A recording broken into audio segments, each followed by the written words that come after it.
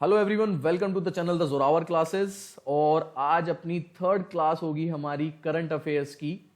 जैसे कि आप सबको पता है कि हम यहाँ पे अपनी केवीएस प्रिपरेशन स्टार्ट कर चुके हैं for the post of PRT and TGT. ठीक है, करीब करीब हमें 1.5 हफ्ता हो चुका है जिसमें हमने क्लासेस ली हैं आपकी ईवीएस पे, हमने क्लासेस ली हैं आपकी करंट अफेयर्स की, तो डेली क्लास स्टार्ट कर दी है।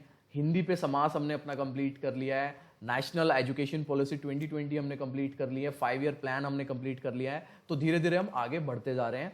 और जैसे कि मैंने कल आपको इन्फो दी है कि भाई जिस तरीके से मिनिस्ट्री ऑफ एजुकेशन ने बोला है ट्वीट करके, और हमारे केंद्रीय शिक्षा मंत्री उन्होंने भी कहा है कि केवीएस से कि जल्दी से जल्दी प्रायोरिटी बेसिस पे जो है आप वैकेंसीज निकालें। तो हो सकता है कि महीने भर में, 2 महीने में, 3 महीने में जल्दी से जल्दी केवीएस की वैकेंसी जो है वो आ जाए।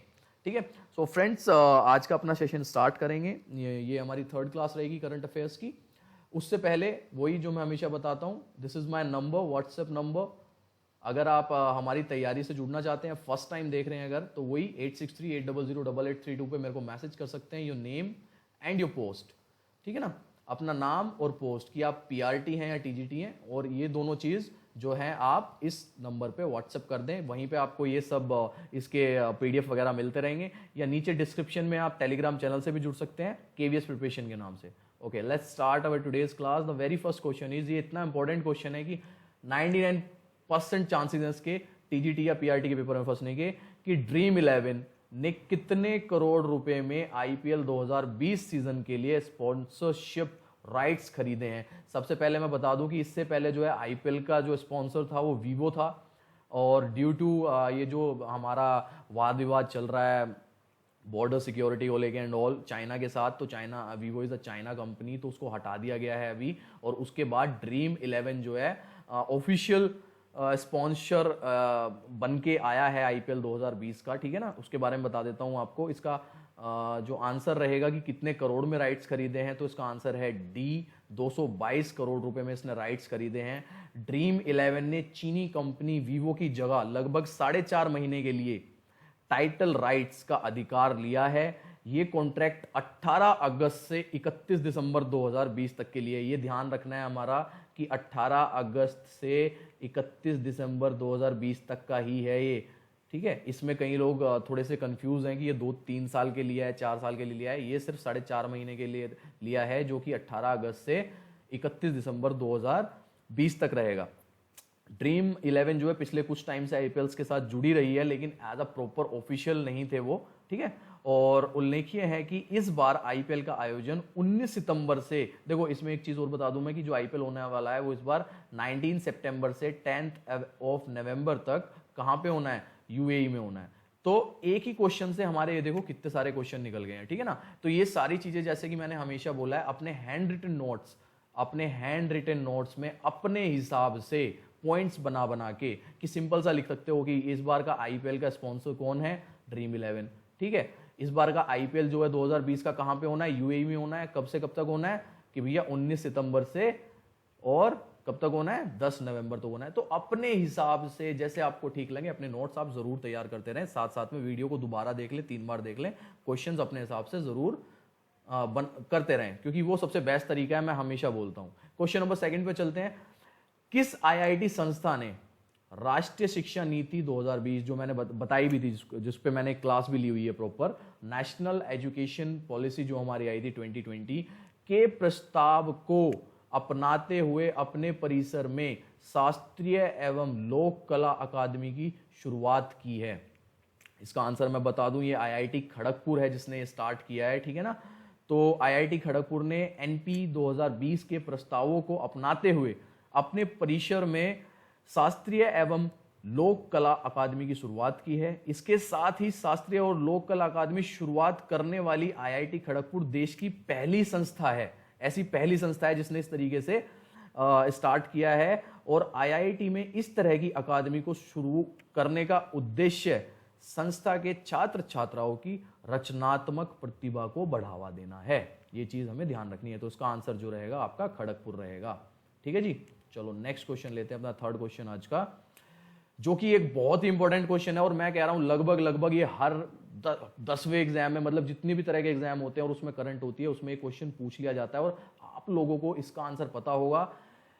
मतलब कि क्लीन सिटी जो होती है 2020 की, 2019 की, 2017-18, ये हमेशा ना एक स्वच्छ सर्वे किया जाता है, क्लीन सर्वे किया जाता है। तो उसके अनुसार 2020 में किसको सबसे साफ शहर का खिताब मिला है, मतलब कौन सा शहर है वो? हमेशा की तरह वो शहर जो है वो फिर से इंदौर है, ठीक है ना। इंदौर को पिछले मेरे हिसाब से लगभग 3 या 4 साल से मिल रहा है। चलो इसके बारे में बता देते हैं। क्लीन सर्वे 2020 के अनुसार मध्य प्रदेश का इंदौर शहर देश में लगातार चौथी बार सबसे साफ शहर घोषित किया गया है, मतलब कि 2017, 18, 19 और अब 20।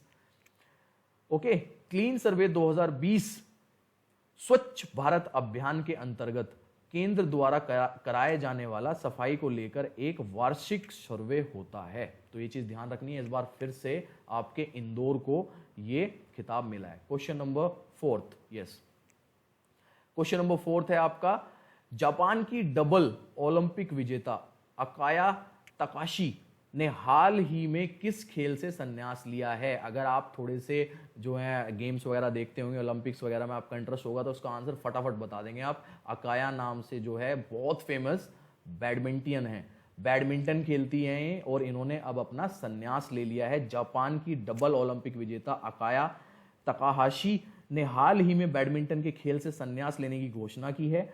तकाहाशी ने 2016 में रियो ओलंपिक जो था उसमें डेनमार्क की जो जोड़ी थी उनको हराया था और उसमें स्वर्ण पदक जीता था, ठीक है ना। तो ये चीज हमें याद रखनी है कि जो ये क्वेश्चन, इस तरह के क्वेश्चन आपके बन जाते हैं एग्जाम में, इन्होंने अपना संन्यास ले लिया है। क्वेश्चन नंबर 5 पे आते हैं। किस राज्य सरकार ने सभी सेवारत, मतलब कि जो रिटायर्ड हैं सैनिक, को ग्राम पंचायत प्रॉपर्टी टैक्स से छूट देने का फैसला किया है? बड़ा अच्छा फैसला है और ये चीज हमें याद रखनी है। ये है हमारी महाराष्ट्र सरकार, ठीक है ना। उद्धव ठाकरे की सरकार जो है वहां पे महाराष्ट्र, उन्होंने छूट देने का फैसला किया है, जो कि हमारे रिटायर्ड सैनिक होते हैं, पेंशन वाले सैनिक होते हैं, कि आपको जो है अब पंचायत प्रॉपर्टी टैक्स से छूट दी जा रही है, वो आपको टैक्स नहीं भरना है, ठीक है ना। ये चीज आपको ध्यान रखनी है। क्वेश्चन नंबर 6 लेते हैं फटाफट। हाँ जी, बहुत कॉमन क्वेश्चन, पूरे इंडिया में इसकी चर्चा चल रही है इस टाइम पे। हाल ही में किन 2 भारतीय क्रिकेटरों ने अंतरराष्ट्रीय क्रिकेट से संन्यास लिया है? सबको पता होगा मेरे हिसाब से क्वेश्चन, बिल्कुल। इसका ऑप्शन ए है महेंद्र सिंह धोनी और सुरेश रैना। दोनों ने एक साथ 15 अगस्त को संन्यास लेने की घोषणा की थी। इवन धोनी ने तो अपना प्रॉपर टाइम डाला था कि 7:29 पे ये मेरा लास्ट है क्रिकेट के साथ, ठीक है, इसके बाद अब मैं क्रिकेट से संन्यास ले लिया है। हाँ जी, महेंद्र सिंह धोनी और सुरेश रैना ने अंतरराष्ट्रीय क्रिकेट, इंटरनेशनल क्रिकेट से संन्यास ले लिया है। धोनी ने अपनी कप्तानी में भारत को क्रिकेट में साल 2011 में विश्व विजेता भी बनाया था। इसके अतिरिक्त साल 2000 साल में धोनी की कप्तानी में ही टीम इंडिया ने T20 वर्ल्ड कप जीता था।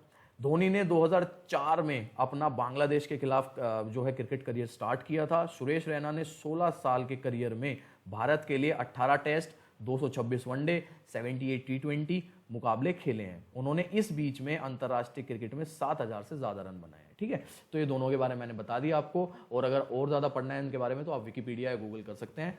दोनों, ये क्वेश्चन भी आता है कि किसने लिया है 15 अगस्त को संन्यास, बड़ा इंपॉर्टेंट क्वेश्चन है, इसको जरूर याद रखें, और ये मेरे हिसाब से सबको पता ही है। हाँ जी, एक और क्वेश्चन आया, ये यूपी सरकार में किस कैबिनेट मिनिस्टर एवं पूर्व क्रिकेटर का कोरोना के कारण निधन हो गया? ये चीज भी अगर आप न्यूज़पेपर वगैरह पढ़ते हैं तो आपने देखा होगा। ये हैं चेतन चौहान। जो चेतन चौहान थे ये अब कैबिनेट मिनिस्टर थे यूपी की गवर्नमेंट में, और इनको पिछले कुछ टाइम से कोरोना की प्रॉब्लम हो रही थी और फिर इनका उस कारण से निधन हो गया। चेतन चौहान भारत के ओपनर बल्लेबाज रहे हैं। चेतन चौहान ने टीम इंडिया के लिए 1969 से लेकर 1978 के बीच में 40 टेस्ट, लगभग 40 टेस्ट खेले हैं। इनमें इन्होंने 31.54 की औसत से 2084 रन बनाया। उस टाइम पे 2000 रन काफी ज्यादा होते थे, बहुत स्लो खेला जाता था क्योंकि। उनका बेस्ट स्कोर 97 रहा है। चेतन चौहान का जन्म 21 जुलाई 1947 में हुआ था और उन्होंने भारतीय जनता पार्टी भाजपा के लिए टिकट से 1991 में अमरोहा में चुनाव लड़े थे और वहां से सांसद चुने गए थे। सबसे पहले 1991 से इन्होंने अपना पॉलिटिकल करियर स्टार्ट किया था। तो ये याद रखना है आपको कि जो यूपी सरकार के ये क्वेश्चन भी बन सकता है, करंट का अच्छा क्वेश्चन है। हाँ जी, नेक्स्ट, श्रीलंका में निम्न में से किसने चौथी बार लगातार प्रधानमंत्री के रूप में शपथ ली है? तो ये तो भैया सबको पता होगा क्वेश्चन, क्योंकि अगर आप थोड़ा बहुत पढ़ते हैं पहले से तो अगर चौथी बार कोई शपथ ले रहा है तो बहुत अच्छे से पता होगा। और कई बार ये इंडिया में आते रहते हैं और हमारे भी कुछ राजदूत वगैरह श्रीलंका जाते हैं तो बहुत अच्छे से पता होगा कि महिंद्रा राजपक्षे, ठीक है ना। ये 8वें का जो आंसर होगा वो महिंद्रा राजपक्षे है। श्रीलंका पीपल पार्टी से बिलोंग करते हैं, 74 ईयर्स के हैं महिंद्रा राजपक्षे। इन्होंने 9 अगस्त 2020 को चौथी बार देश के प्रधानमंत्री के रूप में शपथ ली। राजपक्षे के छोटे भाई और श्रीलंका के राष्ट्रपति गोतबया राजपक्षे ने उन्हें प्रधानमंत्री की शपथ दिलाई। श्रीलंका में 68 लाख मतदाताओं ने, मतलब जो वहां पे वोटर्स होते हैं, 68 लाख वोटर्स ने अपना मताधिकार का इस्तेमाल किया और मतदान प्रतिशत 59.9% रहा वहां पे जब ये चुनाव हुए प्रधानमंत्री के लिए। महिंद्रा राजपक्षे 2005 से 2015 के बीच करीब एक दशक तक देश के राष्ट्रपति भी रह चुके हैं। पहले ये राष्ट्रपति थे और अब ये प्रधानमंत्री हैं श्रीलंका के। ठीक है जी, ये चीज क्लियर हुई आपको। चलो नेक्स्ट क्वेश्चन पे चलते हैं। Question number 9। ये चीज मैंने बताई हुई है कि ये क्वेश्चन जो है वर्ल्ड एलिफेंट डे वगैरह ये ऐसे क्वेश्चन, विश्व हाथी दिवस वगैरह मैं लाता रहूंगा। इसको सिंपल से आपको डेट लिख के रखनी है अपनी नोटबुक में, अपने रजिस्टर में जो बनाया है। तो इसका आंसर होगा कि ये कब मनाया जाता है। हाँ जी बिल्कुल, जल्दी बताएं अगर किसी को पता है तो। ये मनाया जाता है आपका 12 अगस्त को। वर्ल्ड एलिफेंट डे 12 अगस्त को मनाया जाता है। इसको लिख लेना आप, हर साल मनाया जाता है। इसका उद्देश्य एशियाई व अफ्रीकी देशों के बारे में जागरूकता फैलाना है। पहली बार 12 अगस्त 2012 को, ये सबसे फर्स्ट टाइम जो मनाया गया था वो 12 अगस्त 2012 को मनाया गया था। उसके बाद फिर ये स्टार्ट हो गया था मनाते हुए।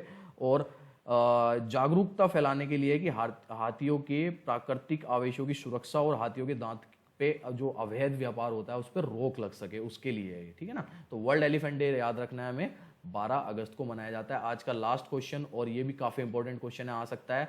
अमेरिकी डेमोक्रेटिक पार्टी ने निम्न में से किस भारतीय मूल की महिला को उपराष्ट्रपति के उम्मीदवार के लिए चुना है? इवन ये इनका कोई कनेक्शन नहीं है इंडिया से।